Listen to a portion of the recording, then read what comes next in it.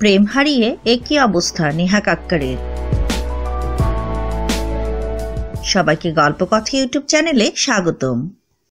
বলিউড ও ক্রিকেটের অজানা সব সত্য নিউজ আপডেট পেতে সাবস্ক্রাইব লেখার উপর ও বেল বাটনে প্রেস করুন। মানসিক অবসাদে ভুগছেন ভারতীয় আলোচিত কণ্ঠশিল্পী নেহা কাক্কার। সম্প্রতি তাকে নিয়ে নানা জল্পনা চলছে বিভিন্ন ভারতীয় গণমাধ্যমে। আর এসব জল্পনার মাঝে বিষয়টি স্বীকার করেও নেন এ জনপ্রিয় গায়িকা। নিজের ইনস্টাগ্রাম অ্যাকাউন্টে এ বিষয়ে বিস্তারিত লিখলেন তিনি। অনেকটা যেন ক্ষোভ প্রকাশ করলেন নেহা। তিনি লেখেন, হ্যাঁ, আমি মানসিক যন্ত্রণায় ভুগছি। পৃথিবীর সব নেতিবাচক মানুষকে ধন্যবাদ।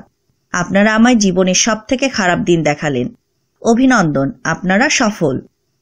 ভারতীয় এই গায়িকা যে সত্যি মানসিকভাবে ভারাক্রান্ত তা সামাজিক মাধ্যমে তার আরেকটি লেখায় স্পষ্ট হয়েছে।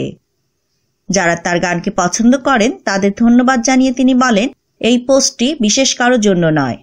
আমি কি অবস্থার মধ্যে দিয়ে যাচ্ছি তা না জেনে যারা আমাকে কটাক্ষ করেছেন তাদের কাছে অনুরোধ, আমাকে আমার মতো থাকতে দিন, আমাকে আমার মতো করে বাঁচতে দিন।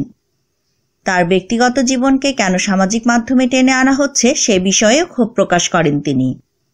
উল্লেখ্য, সম্প্রতি সাবেক প্রেমিক হিমাংশুকে হারিয়ে কেঁদেছিলেন নেহা কাক্কার, যে ছবি রীতিমতো ভাইরাল। পুরনো প্রেমের স্মৃতি মনে করে ইনস্টাগ্রামে তিনি লিখেছিলেন, জানতাম না জগতে এত খারাপ মানুষ আছে। সবকিছু হারিয়ে এখন তা বেশ বুঝতে পারছি। তার এমন পোস্টের পর অনেক নেতিবাচক মন্তব্য জমা পড়ে সেখানে।